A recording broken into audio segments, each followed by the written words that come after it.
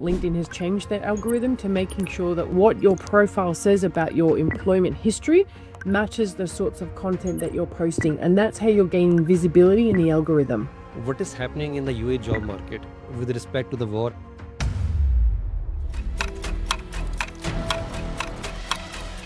Is this creating opportunities or is this creating problems for the people? It depends how you see it. Yes, there are lots of people exiting the country, but there also means that new talent can come and fill those positions.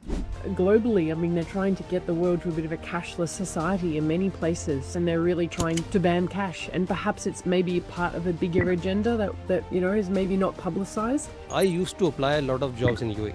Daily 100 CVs, 200 CVs I'm applying through LinkedIn, but nobody is responding. We shouldn't be doing a spray and pray approach, meaning sending out hundreds of resumes on a daily or weekly basis and praying that you're going to get a job. You really need to be strategic, Saeeds. Get off LinkedIn to be applying to positions and tailor a resume specific to that application rather than going the easy option and applying using your LinkedIn profile. Your failure should also be part of the story. Everyone's human, Saeed. It's okay to fail. It's how you adapt to that failure.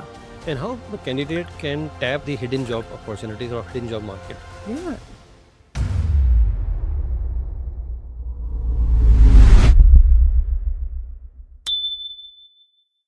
Hey Trisha, how are you? Hello, Saeed. Nice to see you again. Thank you so much. What's happening today in the world with respect to the war and what is happening in the UAE job market? Is this creating opportunities or is this creating problems to the people?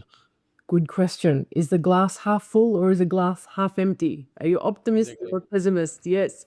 Yeah.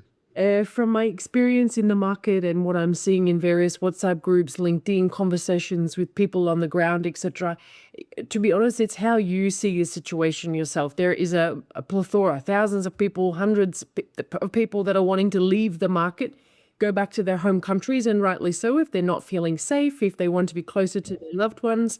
They're leaving, the country, which then actually opens up other opportunities for people to then slot into places or people who are already there who can then move up the ladder into a promotion. So it depends how you see it. Yes, there are lots of people exiting the country, but there also means that new talent can come and fill those positions. And I heard that people are moving to their home country as work from home. And many, I have seen big four companies, they are allowing their employees to go back to your home and work from there. So do you think is there any risk that they will come back or not?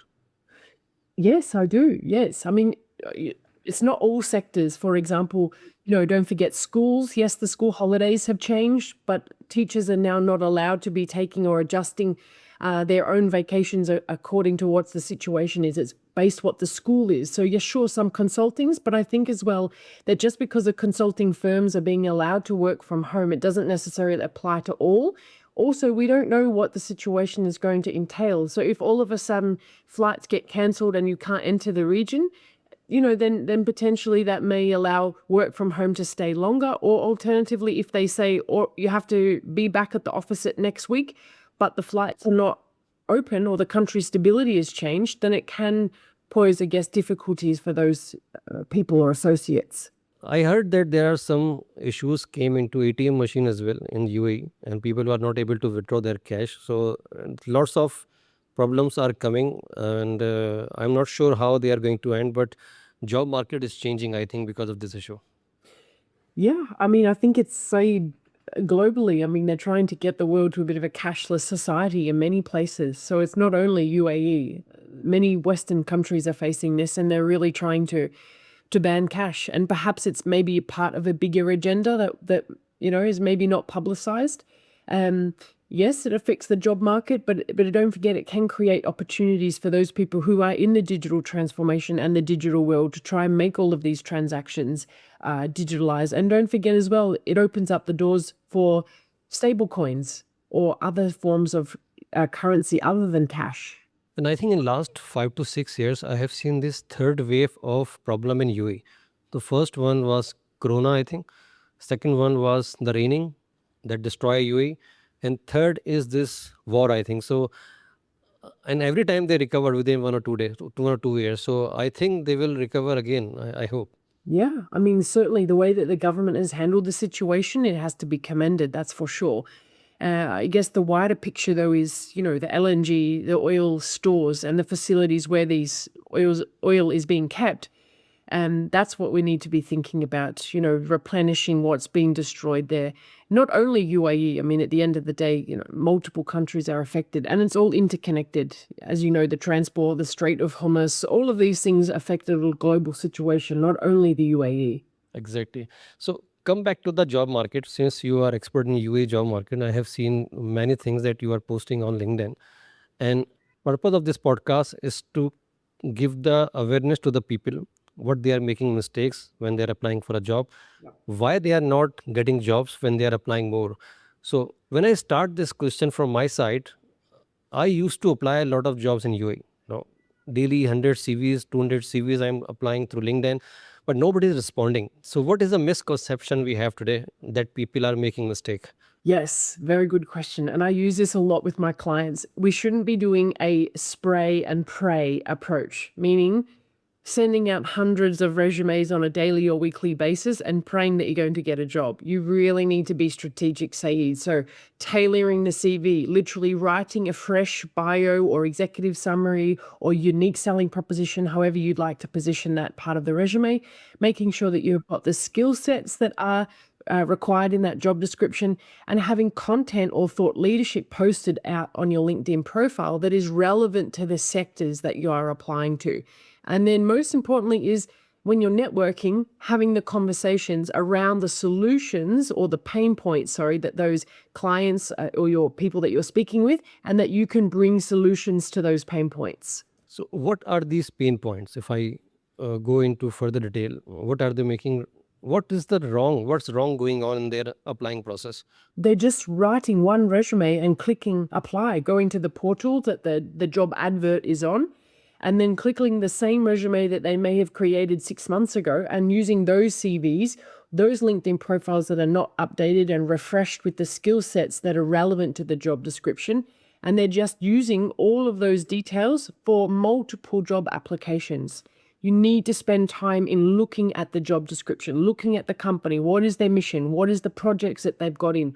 What is the pain points that they're facing? And then writing your CV or your LinkedIn profile around those pain points to say that you can support them to address those issues.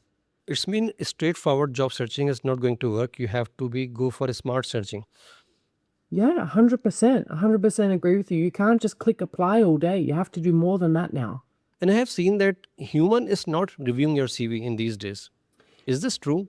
Good question. So I've been fortunate enough to see the back end of how the LinkedIn Easy Apply ATS software works. And there is a number of factors that it works. So this is specific to Easy Apply itself on LinkedIn. So when you apply to a position, what does the recruiter see on the back end of that? And basically, in a nutshell, you've got 25 candidates on one page. And it's up to the recruiter to click through those 25 pages worth of candidates. But what is it that actually gets you onto the first or second landing page? It's the job titles, the tagline, the skill sets, how frequent you are posting or active on that platform, and diversity, equity, inclusion. So they do give you a mix of gender and nationalities on the dashboard. So yes, a human reads it, but to initially be seen and how you're ranked on those dashboards come down to those factors. So it's mean there are both possibility are there that human can also review your CV and ATS machine, HTS system can also review. So it's mean keyword is very important in these days on your CVs that what is the matching keywords you are bringing from job description of the requirement. Yes, that's correct. So LinkedIn Easy Apply will filter your LinkedIn profile. And if you click apply, that will take you to a third-party platform where your resume is used. And I always encourage clients to actually get off LinkedIn to be applying to positions and tailor a resume specific to that application rather than going the easy option and applying using your LinkedIn profile. Why? Because you can't change your LinkedIn every single time you're applying to a role, whereas you can change your resume and support you being on that dashboard of the recruiter with your resume. So how much first page is important? Yeah, I would recommend you wanting to get onto the top 5 at least. So that's around about 200 candidates. So if I ask you for first page, I heard that first page is very important because recruiters is spending only few seconds on your CV, and if you don't have that important information on your first page, you are not going to shortlist. So just tell my audience that what kind of information they have to place on the first page. Yeah, so the first, like I mentioned to you before, the first page, this is specifically to LinkedIn Easy Apply only, not an ATS software. ATS software got different back-end settings that you can manually type in. I'm happy to show you one, by the way. You can deep dive into how it works. You manually type in the skills that you want and the candidates will appear. LinkedIn Easy Apply will rank the candidates based off their profile in comparison to the job descriptions that's been entered. And to be able to do that, you need to be having a high ranking of skill sets, similar job titles. So for example, if I'm looking for a general accountant or a senior accountant or an FP&A director, your job title in your current employment must match that. The tagline, the key skills in the tagline or the key words or phrases must be similar to those in the job description. The location, that's another important thing I didn't mention earlier. How frequent you are active on the platform. So if you have got all of those things but are not active with posting or commenting or replying, etc., you'll get pushed down onto those dashboards. And then of course it just puts out different nationalities as part of their DEI.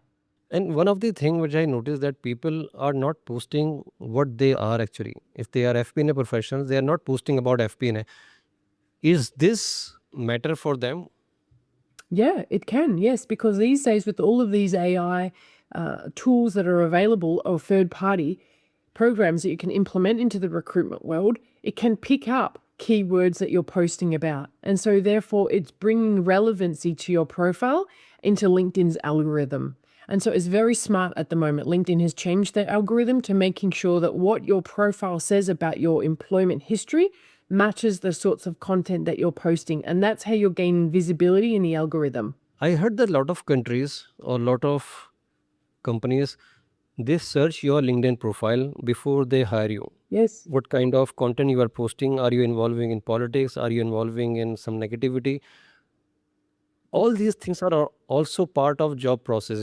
So is this true, and how you can see these things in the future of jobs? Yes, good question. I can't answer, honestly, Saeed, from the bottom of my heart, truthfully. I don't know what other people are searching. I've not heard personally that people are searching about the content about politics. However, that certainly doesn't mean that it doesn't happen.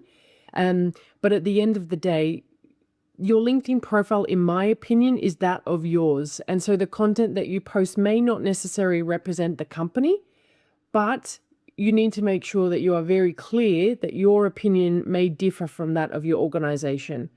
So you need to be careful for sure, because at the end of the day, you don't want to be getting in trouble. Some employers may be monitoring you, but I think it is important that you use the platform quite safely in terms of not being over opinionated.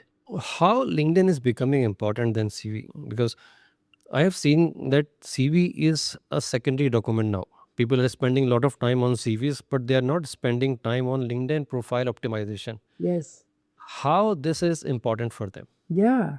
Well, I mean, if I'm a recruiter and I pay thousands of dollars to be able to access LinkedIn Recruiter, then you need to make sure that if you are a job seeker, you've got it optimized to be found or to be headhunted. Because if I'm searching for someone and I don't want to be posting the advert itself, I can literally go into LinkedIn Recruiter and type in every job title, every skill set. I can search for prior companies. I can search for similarities. I can search for connections. The filter process in LinkedIn Recruiter is massive. It's really, really comprehensive. And so by entering the filters for the exact candidates that I'm looking for, that will then show me LinkedIn profiles on my backend or my dashboard. And then I can go in and message you and headhunt you. So without even posting an advert, I can then find candidates on this platform, which is why it is the number one platform in the Middle East or in the GCC specifically, especially Dubai, because the filtering is fantastic. Many people are on the platform and it is easy to contact candidates, which means if you're a job seeker, you really need to be making sure that it is optimized so you can be headhunted. Okay. So when you have a profile, for example, you have a very good profile, and sometimes people are hiring third parties to optimize their profile. But the important thing is, are you matching with your profile as personality? For example, you got an interview, you are there, and the interviewer think this is not the guy I have seen on LinkedIn, right? It happens many times because you are not matching with your profile, you are not matching with your CV. You are just copying your profile from someone else and you're putting into your CV, and you call for the interview, you're not getting job. So this is, are you facing these kind of issues? Mm. I haven't. I haven't faced this issue. I mean, at the end of the day, I personally do update LinkedIn profiles myself. That is one of the services that I offer. But which is why, if you're using third parties, you need to be understanding what is this job seeker's opinions, what is their tone, what is their voice, what is the way that they structure their business models in terms of managing P&Ls, or is it they're a supportive function? Are they an agile leader? Are they collaborative leader? What is it that really, I guess, ticks their boxes or motivates them to get going? And to be able to understand their voice quite clearly to then write about them is something really important. Because why I am asking, I heard that the most of the time 80% people not getting job because of they are not matching themselves from their profile, from their CVs. Whatever they are putting, if I will start asking the question from their own CV, they are not able to answer it. And that is the biggest problem in these days, because I believe that when you are called for the interview, this is very important call for you. You know, you are almost there. You just need to justify what you have written in the CV. That's it. And you will get there. And this is the time that people are making mistakes. Why people are called five people and only one is shortlisted? Because he is very close to his CV. Yes, that's right. I agree with that. And many people, well, first of all, we need to flip the story. We need to make sure that the recruiters have actually read the CV first, because you can go into interviews and so many times this candidate's presented to the recruiter and they didn't even read the CV before the interview. So I think it's important to actually make sure that they are well versed. So, for example, if you know that there's an interview upcoming, the candidates to share their CV and say, looking forward to interview with XYZ. Please find attached my CV if you could pass it on before the interview is conducted, and make sure that they've actually read what's happening, because in the UAE usually you've got an initial screening call first and then you'll pass up the ladder. But it's all about selling the story, and if you can't convey what's on your resume, if you can't answer what impacts you have made to the organizations, then you're not selling yourself. What do you mean by story? Just can you just elaborate when you say this is very interesting word, story? Yes. I mean, at the end of the day, we can all tell what we did in terms of our responsibilities, but it's really important to be able to articulate that you were faced with an issue, or the business was faced with an issue, and how you delivered the actions and the results that then produced a measurable outcome. What impact did you have on the top and bottom line figures? What impact did you have to your associates or as a mentee or mentor to others? And I think it's important to be able to convey that clearly, but neat and tidy. So your failure should also be part of the story. I believe so, because at the end of the day, if you can then explain how you overcome that failure, or if it's a work in progress, everyone's human, Saeed. It's okay to fail. It's how you adapt to that failure. And I think this is the misconception we have in today's market, that people are focusing on success only, completion. They are not focusing on if they failed in something, and if they have a story to transform their failure into success, that story is sellable. Let me walk you through the career visibility framework, the system inside the course that make you from invisible to in demand. First is market mastery. When you learn how hiring actually works, AI screening, ATS system, and recruiter behavior, so you stop guessing and start applying with confidence. Next is magnetic personal branding, where you craft your story, shape your message, and build a presence that makes you memorable before you even apply. Then high impact career asset, where your LinkedIn and resume become tools, not document, and you learn how to pass ATS filters and instantly grab attention. The fourth pillar is the authentic networking formula. Networking becomes simple and natural, and no awkwardness and no pressure. Just real conversation and meaningful relationship that open doors. Pillar 5 is the interview influence method, where you learn to communicate with clarity, confidence, and impact. You tell stories employers remember, answer questions with purpose, and walk into interviews knowing your worth. And finally, negotiation and growth mastery. This is where you secure your value, negotiate salary and benefits, handle the salary expectation questions, and position yourself for long term growth, not just the first offer. That is the career visibility framework. 6 pillars, one system, a complete roadmap to help you stand out, get noticed, and get hired. This is not theory. This is the exact framework I used to go from invisible to in demand and to leaderships. And because you get lifetime access, every future update is free. As the job market changes, the course grows with you and no extra cost. Right now, you have two choices. You can keep sending applications and hoping someone notices. Or you can learn the system that help you get seen, get remembered, and get chosen. When you choose to stand out, everything changes. Click the button below and enroll in how to stand out in today's job market. Let's build your visibility, influence, and momentum together. I'm Saeed Nadeem, and I'll see you inside the course. Yes, 100%. I think we glorify, especially in the Gulf region, Dubai. I feel that it's always about success, or we tend to beef things up or amp things up, explaining things that they're a lot bigger than perhaps what they are. But why do we do that? Because the job market is so saturated. We're desperate to be able to be that one applicant or one successful applicant out of the 1,000 or 1,500 that have applied to it. So, Trisha, networking is very important in UAE market. How it is important for the people?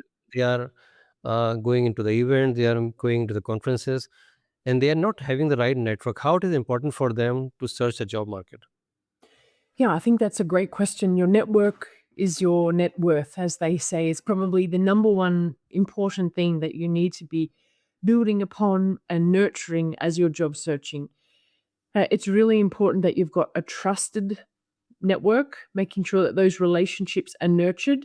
And at the end of the day, you're relying also, you're having them as support to be able to get you through the job market. Because just applying to positions is not going to be very successful. Uh, it's absolutely, if I could give you one takeaway, it would be to build a really solid, trusting relationship. And these things take time. So prepare it in advance before you actually move to the country or consider moving up the ladder. So it's mean not every job is advertised, right? So there are a lot of hidden job within the network. So if you have the right network, you can open up that hidden opportunities as well. Absolutely. Absolutely. You'll find many jobs are not posted. And in fact, even general managers, they'll be asking their colleagues, do you know anyone? Or maternity leave needs to be filled for a few months. Expats are moving back home. Instead of advertising, people within the organization will ask, do you know anyone that would be suitable for this position? Or, for example, on LinkedIn, you're messaging people and you can ask for an internal referral. Many companies offer $1,000 bonus or $1,000 referral fee for a successful candidate as opposed to paying recruitment costs. And how the candidate can tap the hidden job opportunities or hidden job market. Yeah, by leveraging your network. So, attending industry events, giving something to your people or to your network without expecting anything in return. I think at the end of the day, generosity, building trust, making sure that you are supporting where you can so that the favor can be made in return to you. So it's not only taking, it's a giving as well. You have to work with the giving mindset. Exactly, exactly. And I believe what goes around will come around. So just because maybe you help 2 or 3 times without anything in return doesn't mean that in months ahead that nothing will come back. Because generally, when you're building relationships, people will remember you. So there are two kind of candidate. The one candidate is living within UAE. They are searching job because they have valid visa and everything. And there are many people they are living outside UAE and they want to come in UAE. What kind of mistakes they are making in job searching? Do you mean the mistakes are they making when they're out of the country trying to enter the market, or they're already there trying to get? They are fresh for UAE. They are outside living in India, Pakistan, Australia, but they want to join the force of UAE as a job Yeah. seeker. Yes. It's so difficult, I think, right? Easy for the people they are living inside UAE, but difficult for outside the UAE. I'm just asking why, what kind of mistakes they are making and what kind of process they have to follow? Yes. I believe I don't have the exact answer, but in my opinion, I feel that people are very good at talking about themselves, what they've done in the past. They could rattle off all of the projects. They could tell them how many years of experience, what university degrees they've got, what certificates, etc. But rather, what we need them to be doing is talking to the pain points of the organizations or talking to the solutions and the upcoming projects that they can be involved with. So rather than talking about yourself all the time, talking about the company's growth, and how you could be supporting that growth. And maybe there are some issues that they have been facing. I'm sure with all of these recent issues that's going on in the world, many companies will be facing some bottlenecks. So, talking about the skill sets that they can bring or offer to be able to close those gaps of what's pain points those companies are facing. So I think it's not about you actually, it's about company problem. If you are not able to solve company problem, how competitive you are, how smart you are, how intelligent you are, it doesn't matter if you are not able to solve the problem of the company, because hiring is not about you actually. Hiring is about company. Yes, exactly. 100%. And people get lost about talking themselves. It's all too often. So if I ask you one important question, people are very weak in salary negotiation because they don't know their worth.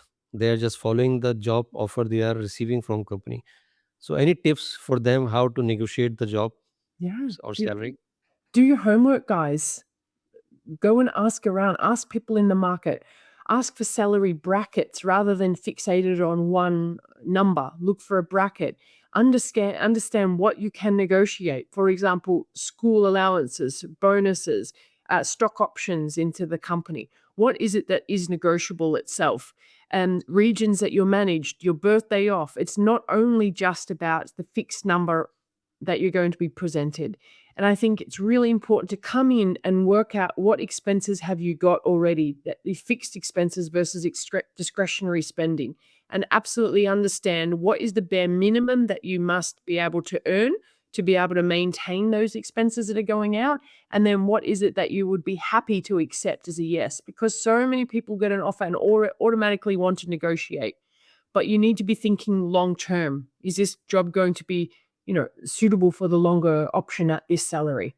And for example, they don't know their salary, right? They are outside the, and most of the time UAE companies negotiate with you because you are outside the country, and you already, they see the conversion actually, so they convert your current salary. For example, in Pakistan we have very low exchange rate, and they tell you you are already getting this amount, I'm giving you this kind of jump, but this jump is also low in the UAE market as a living standards.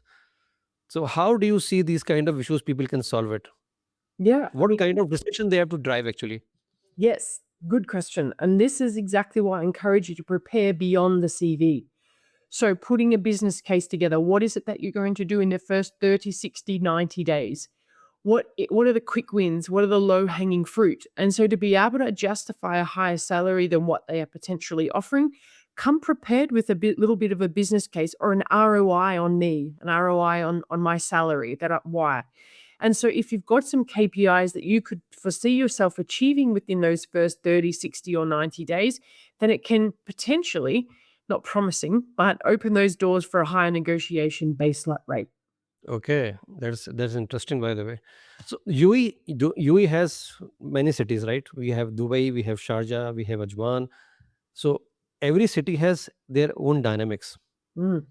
So you have to negotiate salary as per the job city or cost of living, or every market is same. What do you think? No, I believe that every market is different. So, for example, Ras Al Khaimah, it's becoming, I guess, more flamboyant. It's a little bit more busier than you maybe real estate hub, a lot more boom. And Sharjah, it's maybe a little bit more reserved in terms of the cultural dynamics there. So it is important to do some homework. So try and understand, what are people in a similar sector, what are they getting paid? So you really understand, not just because you're in Dubai or Abu Dhabi where it's, very government driven organizations. Um, what are those salaries going to be that your peers are earning so that you can pitch in within the correct bracket? And one last question, Trisha. I am finance professionals. I have done CMA, I have done CPA, I have done ACC. I have list of certification, but I cannot present well. I cannot talk well. I cannot communicate well. Which part is more important to get the right job? Well, in my opinion, again, I've got to be careful because this is just from my personal experience. There's so many people from Pakistan, India, etc., and in the professionals itself that are coming to the UAE have all of these certificates. I mean, it's pretty rare in the finance world that you're not coming to Dubai without a CMA or the certificates that you've just mentioned. And so therefore you need to look beyond those certificates and work out, am I a good leader? Am I a good people person? Can I look beyond what this job description is actually doing and enhance the KPIs that are presented to me? And so if you can do that and if you can overcome or convince these guys in an interview, that's what's important. Because I have experienced that interview is not about question and answer, right? It's about the communication, how you have an opportunity for 10-15 minutes to sell yourself. If you will still focus on your technical skills, your accounting skills, you will lose the opportunity, I think. And they are not looking for accountants are too many in the market, very Yeah. good accountant, Yes. but they are looking, what they are looking actually, I just want to learn from you what they are looking during the interview, what they are expecting from you to speak about. How you can immediately add value. They want you to be able to hit the ground running. They don't want to be having to spend months and months training what they want you to do. They want you to be able to come in, be proactive, be able to communicate with clients, troubleshoot the team dynamics that are happening, especially if you're in a leadership position, and be able to just get stuff done because it's a very fast moving country. You'll realize that things happen very quickly in Dubai, and I'm sure it's the same in Saudi. But yeah, I mean, at the end of the day, communication is vital. Communication is number one skills. Yeah, I believe it is. Sometimes people are not able to communicate who they are. Yep. They're not able to communicate their profile, who they are, what they are working. So what kind of tips you can give to them, how they can practice this kind of Yeah. communication practice, I can say, before going into the interview? What kind of things, what kind of mindset they should prepare? Essentially, you just said the word practice. I mean, at the end of the day, if you can't introduce yourself in around a minute or even just a little touch longer or touch little shorter, then your unique selling proposition is out the window. I mean, recruiters are not there, hiring managers are not there to be listening to 5 minutes interview introduction pitch. They don't they don't need that. They need to know what can you come in and be able to do to support their business unit. And so clearly articulating what the value is, what you are, who or what you can offer, and a little bit about your background, that's what's important. So set up your camera, your mirror, doesn't matter, but really introduce your networking events. Use these as tools to be able to guide you so that when you get into the interview, you're confident to be able to pitch yourself. Don't forget though, if you're going for an FP&A role, you're not going to introduce yourself as in an accounting way. There are finances, but they're different skill sets that are required. Correct me if I'm wrong. Well, last question, what are the, you talk about introduction, what are the top points they should include in their introduction, which we call it elevator speech? Yes. The number of years of experience that you've got, the sectors that you have worked in, your leadership style, if you are in a going for a management position, the type of leadership that you are offering, and one attribute about yourself. And so that keeps it warm, personal. You've introduced some soft skills and you've introduced the hard skills in terms of your sector experience. Keep it short, maximum 2 minutes, because the meaty part of the interview is what they're going to be coming down to. People will remember something that was short and sweet rather than remembering 5 minutes worth of text or information, sorry, that they won't be able to recall. Interesting. I'll practice by starting by myself as well. Perfect. Very good. So last question, any advice for the people they are trying to come into UV market, and what is your right advice people should follow? Yeah. We said it earlier, don't spray and pray. You need to be strategic, focused, Really read the job descriptions and ask what is the broader picture. There is so many language models available to us these days to be able to support with that. Do some stakeholder mapping. Work out, is there internal talent acquisition teams, HR teams, or do these organizations use a third party company for their recruitment? And then be targeted with your stakeholder communication. Make sure that you are focused and warm and not using some language model pitch that you've uploaded your resume, asked it to write an email pitch, and then copy that into it. You need to be a lot more smarter than that. And don't forget WhatsApp. I mean, at the end of the day, people are on their phones so frequently. So the modes of communication, there's email, LinkedIn, WhatsApp, and a physical phone call and referrals. Good. Amazing. Thank you so much, Trisha, for this conversation. I think that can be very valuable discussion for the people they are trying to explore UAE market, especially Dubai, Sharjah, Ajman. Every market is different. I understand many dynamics in the market, and I think things are changing very soon, and 1 year, 1.5 year. But prepare for yourself for the future opportunities that are coming aggressively. And if you're not ready for you, because job is not about who you are, job is about how ready you are to capture the opportunities when it comes. It's been a pleasure, Saeed. Thank you so much for your time. Thank you so much and see you soon. Bye. Bye bye.